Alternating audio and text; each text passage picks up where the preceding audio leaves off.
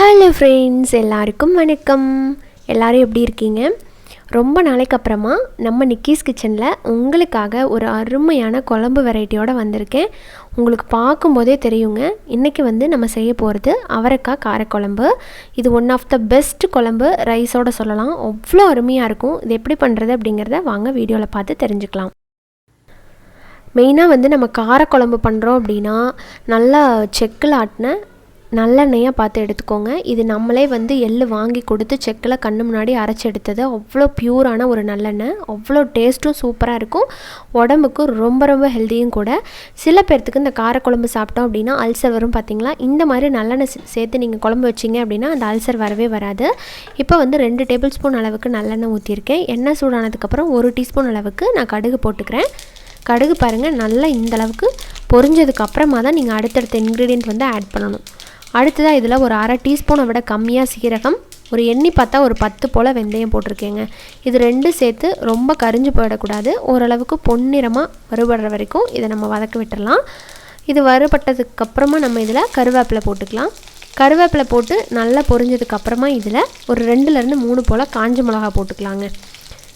காஞ்சி மிளகா போட்டுட்டு அடுத்ததாக இதில் ஒரு 10லேருந்து 12 பல் பூண்டு, நல்லா பெரிய பல்லாக இருக்கிறதுனால நான் கொஞ்சம் கம்மியாக தான் போட்டிருக்கேன். இன்னமும் கூட நீங்கள் ஒரு 20-25 பல் போட்டிங்கனாலும் குழம்புக்கு அவ்வளோ அருமையாக இருக்கும், ரொம்ப சத்தும் கூட. அடுத்ததாக நம்ம இதில் சின்ன வெங்காயம் சேர்த்துக்கலாம். நம்ம சேர்த்தோம் பார்த்திங்களா பூண்டு, அதே கப்பில் 1 கப் நான் சின்ன வெங்காயம் எடுத்திருக்கேன். கொஞ்சம் சின்ன சின்ன பல்ல அப்படிங்கிறனால நான் முழுசாகவே போட்டேன். நீங்கள் பெரிய பல்லாக இருந்ததுன்னா 2 மட்டும் கட் பண்ணி போடுங்க. அந்த காரக்குழம்புக்கு பார்த்திங்கன்னா பூண்டும் சின்ன வெங்காயம் இது 2 தான் ருசி ரொம்ப நல்லாயிருக்கும். நீங்கள் எந்த காய் போட்டு பண்ணுறீங்கனாலும் இந்த 2ஐயும் நீங்கள் நல்லா சம அளவில் போட்டிங்கன்னா ருசி ரொம்ப நல்லாயிருக்கும். இப்போ இது 2 வருங்க கண்ணாடி பதம் அளவுக்கு வந்ததுக்கப்புறமா இதில் ஒரு பெரிய தக்காளியை நான் இந்த மாதிரி அரைச்சி எடுத்திருக்கேன். நீங்கள் முன்னாடி நான் இன்ட்ரோ வீடியோ கொடுக்குறப்ப போட்டிருப்பேன். அந்த மாதிரி கன்சிஸ்டன்சி வரணும் அப்படின்னா நீங்கள் இந்த மாதிரி அரைச்சி போட்டால் தான் வரும். மீடியம் சைஸ் அப்படின்னா 2 போடுங்க. பெரிய சைஸ்னால் ஒரு தக்காளி போட்டு இந்த மாதிரி நல்லா வதக்கி விடுங்க. இதிலிருந்து எண்ணெய் பிரிஞ்சு வரணுங்க, பச்சை வாசம் சுத்தமாக போயிடணும். அந்த மாதிரி வந்ததுக்கப்புறமா தான் நம்ம அடுத்தடுத்த பொருள் போடணும். அப்போ தான் ருசி நல்லாயிருக்கும். நீங்கள் இந்த டைம்லேயும் அடுத்தடுத்த பொருள் போடக்கூடாது.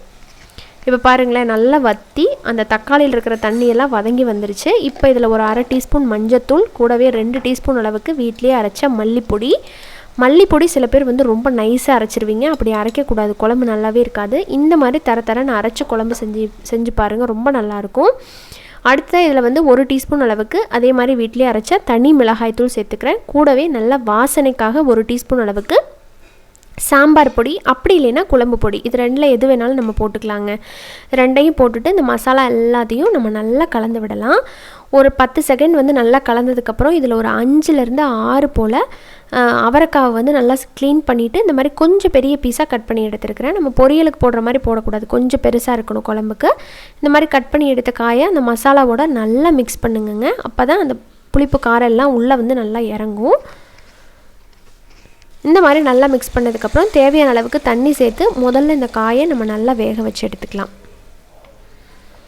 காய் வேகிற அளவுக்கு மட்டும் பார்த்து நீங்கள் அளவாக தண்ணி ஊற்றிக்கோங்க. இப்போ இதை ஒரு மூடி போட்டு நம்ம வச்சிடலாம். அதுக்கு முன்னாடி தேவையான அளவுக்கு உப்பு கலந்துக்கலாம்.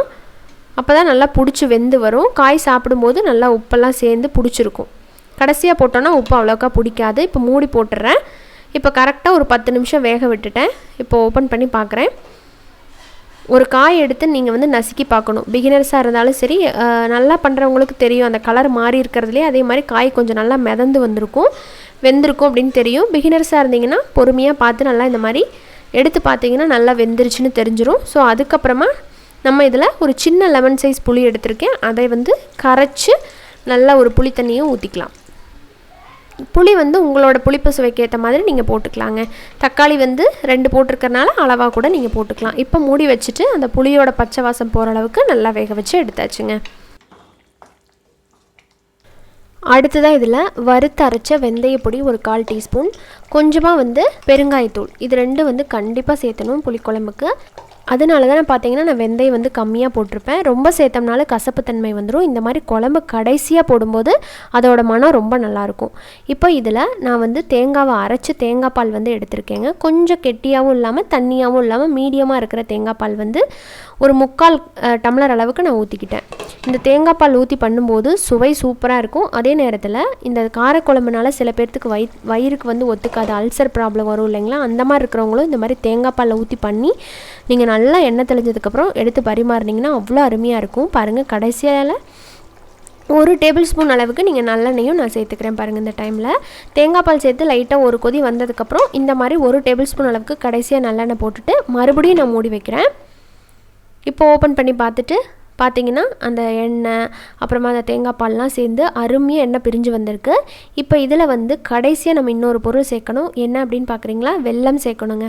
இதில் புளிப்பு காரம் அதெல்லாம் சேர்த்தியாச்சு இல்லைங்களா, கொஞ்சமாக வெல்லம் சேர்க்கும் போது அதெல்லாம் பேலன்ஸ் ஆகி சுவை வந்து இன்னும் நல்லா கூட்டி கொடுக்கும். இதில் கொஞ்சம் போல் நம்ம கருவேப்பிலையை பிச்சு போட்டு நம்ம ஸ்டவ்வை ஆஃப் பண்ணிடலாங்க. இதில் நீங்கள் வேணால் மல்லித்தலையும் போட்டுக்கலாம். இந்த குழம்பு பார்த்திங்கன்னா அவ்வளோ அமிர்த மாதிரி இருக்கும். என்னடா ஒரு குழம்பு பண்ணுறதுக்கு இவ்வளோ தடவை மூடி வைக்கிறாங்க, ஓப்பன் பண்ணுறாங்க அப்படின்னு நீங்கள் நினைக்கிறீங்க.